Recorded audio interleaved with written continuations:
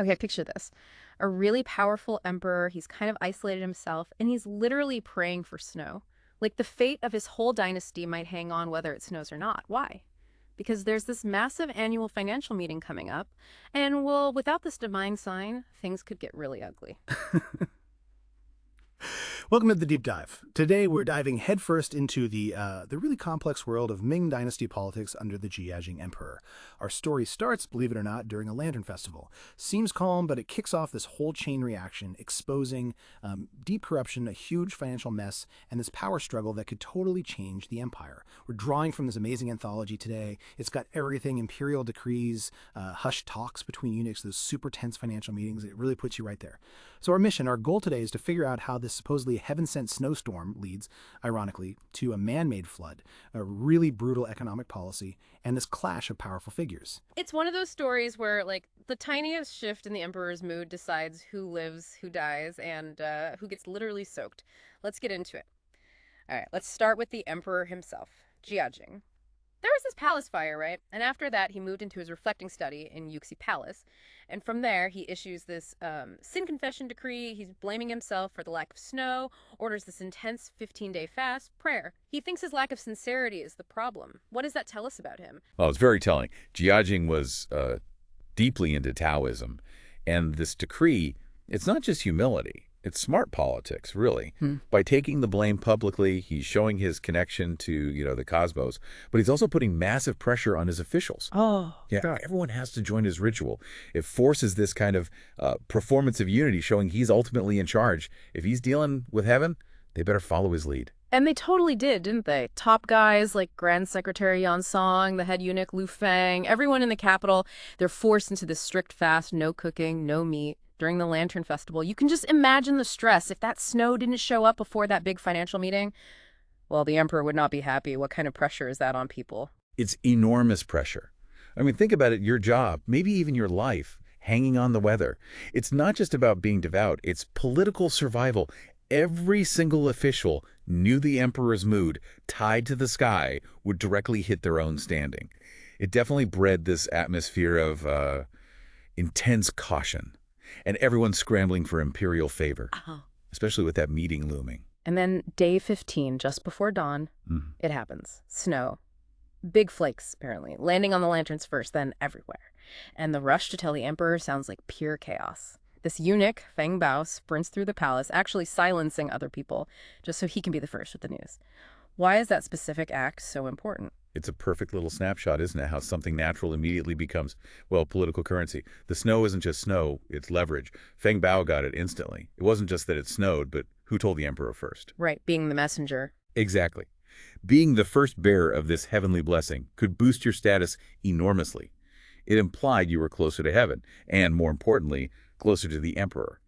Perception, proximity to power, that was everything. Okay, so the snow has fallen, heaven seems appeased, and the big annual financial meeting starts in the Grand Hall.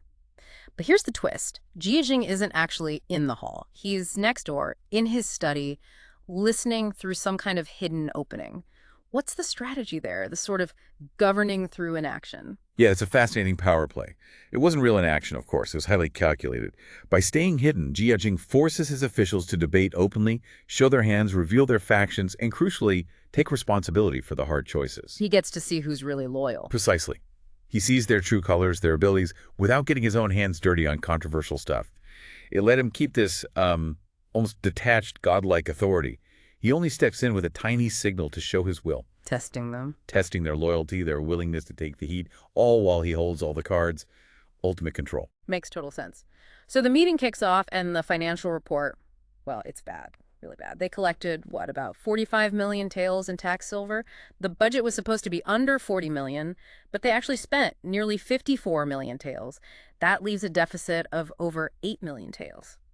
But wait, compared to the budget, that's an overspend of like 14 million taels? What does that kind of shortfall mean for the Ming? That 8.4 million, it's not just a number on a page. It's a serious threat to the empire's stability. It points to really deep problems.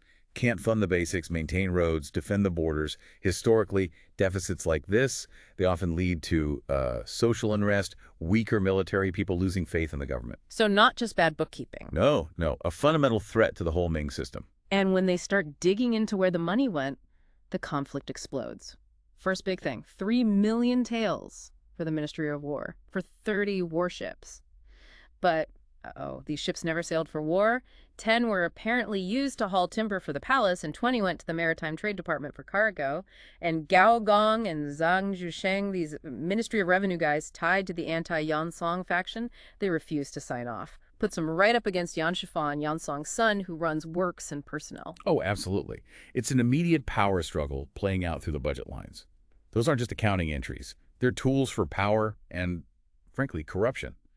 Yan Shifan, controlling those ministries, was basically steering state money to his own faction. The warships were just a cover. A pretty thin one, yeah. A way to siphon funds. Gao Gong and Zhang Zhusheng refusing to sign. That's them calling it out, challenging Yan Shifan directly. It's the clean stream faction trying to fight back. Then there's another 2.5 million over budget for river repairs in Zhejiang, and a huge 4 million overspend on timber for palace repairs. The excuse for the timber was they switched suppliers from nearby provinces to, like, Southeast Asia, shipped by sea. Sounds dodgy. It's definitely a pattern, right? Yeah. Overspending, fund diversion, all flowing through ministries controlled by Yansong's people. The river repairs, the timber. Yeah, maybe some work was done, but the costs were clearly inflated to skim money off the top, shifting the timber source. Probably just another excuse for padding the bill and getting kickbacks.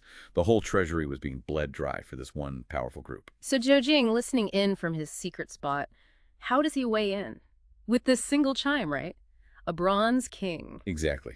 Just one crisp sound from his study. That's all it took to signal yes or no. Almost invisible, but carried absolute imperial weight. And Lu Feng, the eunuch, he steps in to smooth over the warship mess, reclassifies the spending to make it look legit. Yes, Lu Feng's role is key here. As the head eunuch, he's the emperor's bridge to the court. His ability to, let's say, reframe the expenses was crucial for Zhejiang's whole inaction strategy. It lets the emperor get the books balanced, even if falsely, without getting involved in the muck or taking blame for the corruption. Lu Feng kind of launders the awkward truths for him. Then Jiajing gives the approving chime, forcing Gao Gong to sign the ledger, even though he knows it's wrong. Precisely. It forces compliance without direct command. And then Yan Song himself steps up, and he doesn't apologize for the deficit, does he? He spins it. Oh, he's a master spinner. He takes this disaster and frames it as necessary spending. Even credits the emperor for the snow and the empire's supposed strength. Wow. Yeah, it's classic political maneuvering. Turn a crisis into proof of the leader's wisdom in heaven's favor. He completely controls the narrative, ignoring the grim reality. Then Jiajing actually comes out completely unexpected, and he recites this Taoist poem, something about clouds in the blue sky, water in the bottle. Yes, Liao's poem. And his interpretation is chilling. What does he say? He basically says all of them, all the officials, no matter which faction they belong to, are just clouds or water. They exist only to serve him. And then he drops this line, there are no disloyal ministers. What does that imply in this charged atmosphere? It implies he decides who's loyal. Exactly. It's utterly chilling. He's saying, I see your games, I know who's with who, but you all work for me. Loyalty isn't about your factions, it's about what I say it is, and I can change my mind anytime. Right. It hammers home his absolute power. Even hidden, he's pulling all the strings. It's a warning. Play your parts, but don't forget who the puppet master is. Okay, so the dodgy finances are papered over. Then Yan Song rolls out his big idea, the mulberry fields policy, Gai Dao Wei sang. The plan is to convert rice paddies in Zhejiang province to grow mulberry trees for silk. He promises this will generate huge revenue, like 10 million taels, plugging that deficit. Jiajing says yes, but add a condition, no new taxes on that land. Sounds like a smart fix, right? Boost exports, fix the budget, but what's the catch? What's the real hidden agenda here? Well, on the surface, it looks like smart economics. Use Zhejiang's silk industry to solve the national money problem. But the hidden plan is purely predatory. It's designed to let rich silk merchants, the ones allied with Yan Song's faction, scoop up land incredibly cheaply by forcing rice farmers off their land. Converting rice paddies means no more food crops for those peasants. They'd be displaced, desperate, forced to sell their land for almost nothing to Yan's cronies. So it's consolidating wealth and power for Yan's group. Exactly. At the cost of potentially millions of peasants. And it risks massive unrest, maybe even rebellion, in a province already dealing with Japanese pirates, the Wokou. It's private greed wrapped in the flag of public good. Not about the state at all, really. It's about lining their own pockets, even if it destabilizes everything. And just to add another layer, Prince Yu, the heir, has his first son, Jieting's first grandson. It's a It's a big deal, right? huge deal. Brings a bit of joy, briefly distracts from the politics, Right. but it also raises the stakes. Well, Prince Yu's faction Juji, Gaogong, Xinzhuzhang, they now have a very personal stake in the dynasty's future. Their efforts to fight corruption, like Yan's mulberry scheme, suddenly feel more urgent. They're protecting the future emperor's inheritance, you could say. Gives them a bit more moral weight. Makes sense. So they make a move. Prince Yu sends his guy, Tanlun, to Zhejiang, his mission. Convince Governor General Hu Zongxian to oppose the mulberry policy. Hu Zongxian. He's respected, but owes his job to Yan Song, right? This feels risky. It is risky, but Hu Zongxian is their best hope. He's known for his integrity, his success against the pirates. Yes, Yan Song promoted him, but the Clean Stream faction hopes his sense of duty to the people, his basic decency, will win out over political loyalty. He's the potential swing vote, the guy who might listen to reason. Essentially, yes. Yeah. He's respected enough that if he opposes it, maybe, just maybe, it could make a difference. He's their only real shot at getting an honest warning through. So Hu Zongxian does send a warning, a formal memorial, a zushu, detailing exactly why this mulberry policy is dangerous, why it could be devastating. But Jia Jing, what does he do? He receives it, but sends it back, unopened. What is that about? That is pure judging strategy, peak plausible deniability. By returning it unopened, he's signaling loud and clear, I don't want to know, this is Yan Song's project. He's deliberately pushing all responsibility onto Yan and his faction. So if it all goes wrong, Yujing can say he was never warned, never approved the specifics. It absolves him. But it also, killingly, gives Yan Shifan the implicit green light to use whatever means necessary to force the policy through. It's cynical politics at its most dangerous. and whatever means necessary turns out to be horrific. Yan Shifan orders the local prefect Ma Ningguan to breach the Xinan River dams, deliberately, during flood season. The goal is just monstrous. Flood the farmers' lands, destroy their crops, ruin them completely so they have to sell cheap to the silk merchants. They even had soldiers trampling seedlings, putting up mulberry field signs while people cried. It's brutal. It is. It's state-sponsored violence disguised as a natural disaster, using the annual floods as a weapon to achieve an economic goal that benefits a specific faction. It's not just displacing people, it's actively destroying their livelihoods, their history on that land, to break their spirit and force the sale. It's an engineered human catastrophe, plain and simple, all for silk profits and Yan's power base. And Hu Zongxian, the governor general, he's caught right in the middle. Loyalty's torn. We hear he's furious, sending aid, firing off another desperate message to the emperor. Then there's this incredible scene. Ma Zinyuan, the guy who ordered the dams broken, comes to Hu Zongxian. He offers up his official hat and robe, basically saying, take my career, my life, blame me, absolve yourself. What's Hu's reaction to that kind of loyalty? It's a really crucial moment for Hu's character and for understanding the ethics here. Ma's offering himself up, thinking that's loyalty, taking the fall for his boss. But Hu Zongxian sees it differently. He invokes this Confucian idea, Zibuki wei erwei zi, knowing it's impossible, yet doing it. But for Hu, that means acting on moral principle for the greater good, not blindly obeying a corrupt order or sacrificing yourself to cover up a crime against the people. So he doesn't accept Ma's sacrifice. No, he basically tells Ma that causing misery for thousands isn't doing the impossible out of virtue, but he uses Ma's confession, his willingness to be the scapegoat, as leverage. It's an admission of guilt, proof of the conspiracy. And Hu uses that leverage brilliantly. He confronts the other provincial officials, Zheng Bichang and He Maokai. He points out that the river supervisor, Li Xuan, is connected to the palace eunuchs, specifically Yang Jinshui. So he's basically saying, this goes way higher than just us local guys. This reaches the palace. Is he threatening to expose them all? He is, very cleverly. He's a strategist, remember? He knows blaming local officials isn't enough. He has to link it to the powerful eunuch faction. By naming Li Xuan as a palace man, he implies that Yang Jinshui, and by extension the eunuch power structure close to the emperor, is implicated.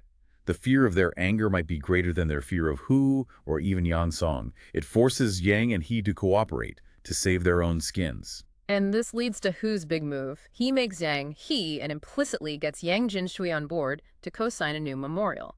This memorial cleverly does three things. 1. Blames the river officials Li Xuan, Ma Ningguan for bad construction causing a natural disaster. 2. Asks for Imperial disaster relief.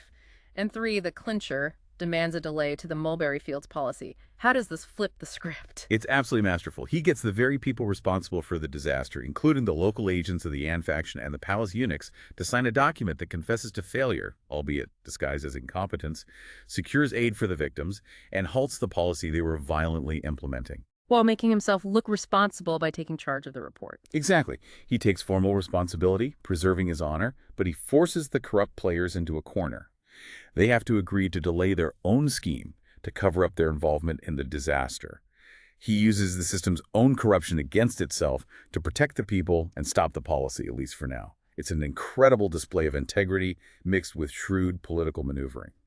So wrapping this up, what we've really seen today is just layer upon layer of deception, these intense power games, and really tough moral choices in Xi Ming dynasty.